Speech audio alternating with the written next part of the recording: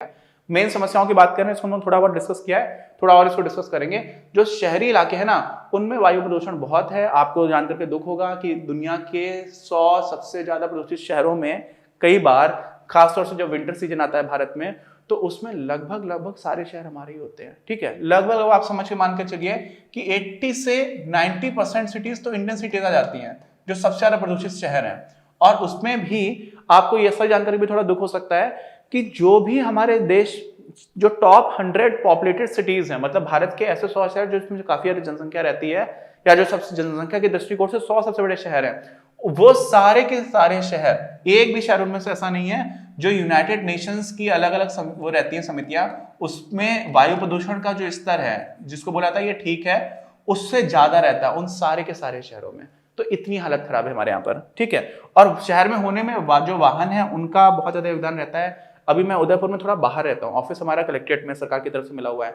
अब हम लोग जब बाहर रहते हैं तो बाहर से शहर के ऊपर हमें पूरा इस टाइम पर धुंध की चादर दिखाई पड़ती है, और आज तारीख क्या है, 8 नवंबर चल रहा है। तो ऐसे में सर्दी स्टार्ट हुई है, और उदयपुर जैसा शहर जो काफी छोटा है, आसपास बहुत ग्रीनरी है, अरावली की पहाड़ियां है, वहां पर भी ऐसा दिखता है। और दिल्ली जैसी जगह तो रहने लायक ही नहीं रहती इस समय पर। तो ये बहुत बड़ी समस्या है। कुछ अन्य क्षेत्रों में उद्योगों के भारी जमाव और थर्मल पावर संयंत्रों के कारण भी वायु प्रदूषण होता है। थर्मल पावर में क्या होता है, मेनली हम लोग बिजली बना रहे होते हैं, और थर्मल पावर में, थर्मल मतलब होता है एक तरह से समझ लीजिए ऊष्मा का प्रयोग करके स्टीम बनाते हैं, भाप बनाते हैं। और भाप बनाते कैसे, आमतौर पर कोयले से बनाते हैं। तो कोयले से जो बन रही होती है ना, उसमें कार्बन डाइऑक्साइड का उत्सर्जन बहुत ज्यादा हो रहा होता है, और राख निकलती है, उसको हम लोग क्या बोलते हैं, फ्लाई ऐश बोलते हैं। क्या बोलते हैं, फ्लाई ऐश।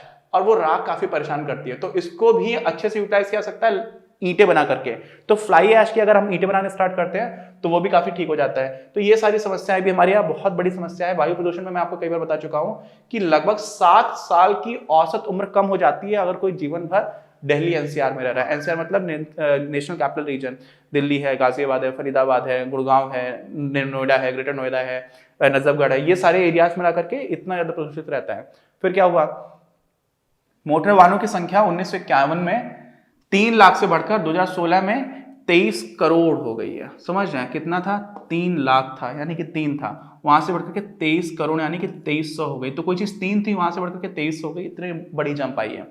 और क्या हुआ है, 2016 में व्यक्तिगत परिवहन यानी कि खुद की कार होना, ठीक है, केवल 2 पहिया वाहन और कार संख्या कुल पंजीकृत वाहनों का 85% थी। यानी कि लोग खुद से ही चलने की कोशिश कर रहे हैं, अपने पास ही है। टोटल वाहन 100 हैं, उनमें जो 85 हैं, कितना 85, वो व्यक्तिगत परिवहन वाहन है। इसका मतलब क्या हो रहा है कि देखो, जब कोई बस चल रही होती है, तो दिल्ली मेट्रो है, तो दिल्ली मेट्रो मालूम, अभी आपको कुछ लोगों को नहीं पता होगा, हर दिन 60 लाख लोगों को इधर से उधर ले जाना स्टार्ट करे। तो सोचिए, अगर सारे 60 लाख लोग अपनी अपनी कार से लेकर के निकले तो दिल्ली एक ही दिन में खत्म हो जाए। मतलब खत्म नहीं होगी, बट स्थिति बहुत खराब हो जाएगी।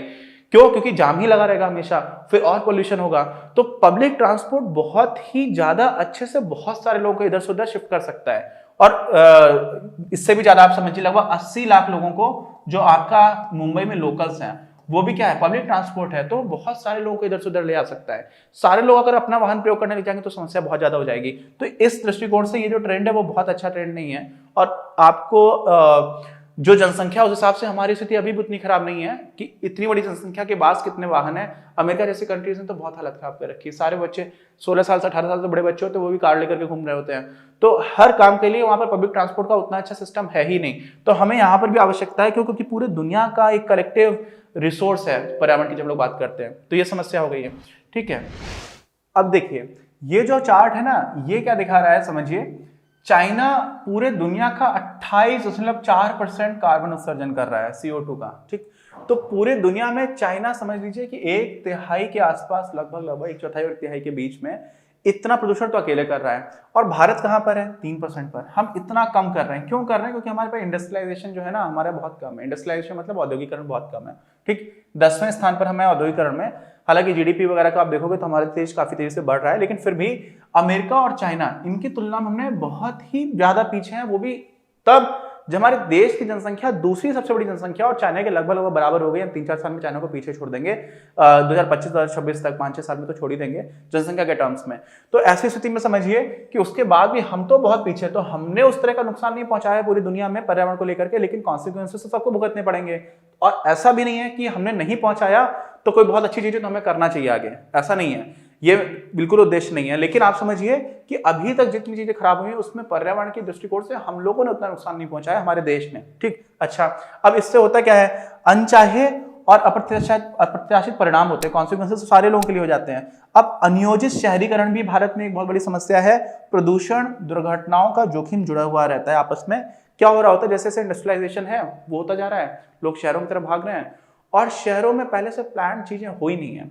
मुंबई में हर साल बारिश होती है, सबको पता है हमेशा ही ज्यादा बारिश होगी, लेकिन बहुत सारे ऐसे एरियाज हैं शहर में कोई भी जो जमीन होती है वो नेचुरली ऐसी नहीं रहती कि एकदम समतल हो, ठीक है, कोई छोटी होती कोई नीचे जाती है। अब अगर मान लीजिए ऐसी जमीन है तो आपको पता है बारिश होगी तो यहाँ तो पानी भरेगा ही भरेगा, लेकिन आपको यह भी पता है कि मुंबई जैसे शहर में जमीन बहुत महंगी है, तो कई लोगों ने लालच में क्या किया, ऐसी जगह जो पहले से ही पता है वहां पर भी बिल्डिंग्स बना दी, ठीक है, और सबकी मिलीभगत रहती है, सरकार की, बाकी लोगों की भी। अब क्या हो जाता है, जो लोग यहां पर रह रहे हैं उनको हर साल बाढ़ का सामना करना ही पड़ता है। ठीक, तो क्या होता है, ये सारी चीजें क्यों हो रही होती हैं, क्योंकि आपके पास एकदम से औद्योगिकरण हो रहा है, आपके पास प्रेशर है, आप पहले से प्लान नहीं कर रहे हो, फिर लोगों के लालच भी इन्वॉल्व है, भ्रष्टाचार भी इन्वॉल्व है, बहुत सारी चीजें हैं जिसकी वजह से हो क्या जाता है कि आप वही सारी चीजों की निकासी अच्छे से कर सकते थे। अगर यहाँ पे पानी भरने की व्यवस्था होती तो बाकी जगह कभी पानी आप यहाँ पे ट्रांसफर कर सकते थे, और यहाँ पे कुछ नहीं बनाया होता, अब उल्टा कर दिया आपने लालच में।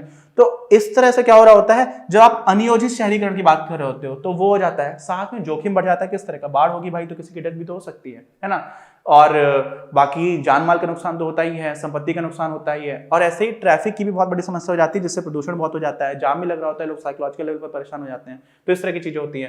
ठीक है, फिर ये आता है आपका प्रकृति रक्षति रक्षता। अगर आप प्रकृति की रक्षा करोगे तो प्रकृति आपकी रक्षा करेगी, है ना। ठीक है, nature protects if she is protected, अगर आप प्रकृति की रक्षा करते हो। और इसमें क्या है, जो हमारा पर्यावरण मंत्रालय है, फिर हमारे जो पॉल्यूशन कंट्रोल बोर्ड्स हैं बहुत सारे, इनकी मैंने एक अलग से वीडियो भी बनाया हुआ है, आपको वो पता होगा, उनके द्वारा बहुत सारे कदम उठाए जाते हैं। वो तब तक कारगर नहीं होंगे जब तक कि हम लोग विकास आगे का कैसा हो उसके बारे में सोचना स्टार्ट ना करें। कैसा हो, सतत विकास होना चाहिए। ये लोग जो काम करते हैं, चीजें बिगड़ गई हैं, प्रदूषण का नियंत्रण कर रहे हैं, नाम ही देखो प्रदूषण नियंत्रण बोर्ड है, प्रदूषण हो चुका है। अगर हम विकास ही ऐसा करें कि हम प्रदूषण करें ही ना, तो बहुत सारी चीजें ठीक हो जाएंगी।